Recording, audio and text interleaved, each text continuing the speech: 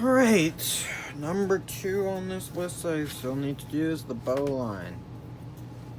Why is this crooked? Alright, take your rope, right? Junk out of there. Gonna do a little bit of a loop. You want this to go over, of course. Alright, oh, frickin' nay. Switch sides, I guess. This side seems pretty straight. Alright, so again, you want it to go over. Okay? How the frick? Okay. Kind of like, what is that? What is this? Metal? Oh.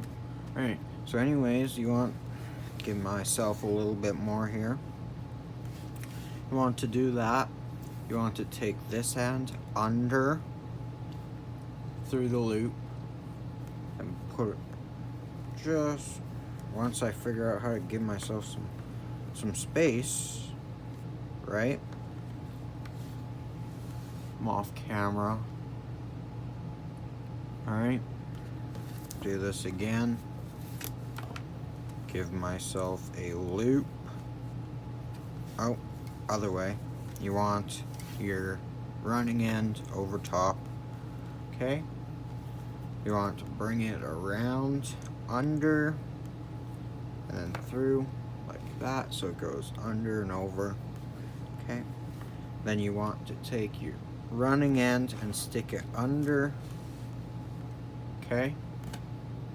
And then you want to bring your running end over and put it back through. So you basically pinch these two, so you have that initial loop, put it back through.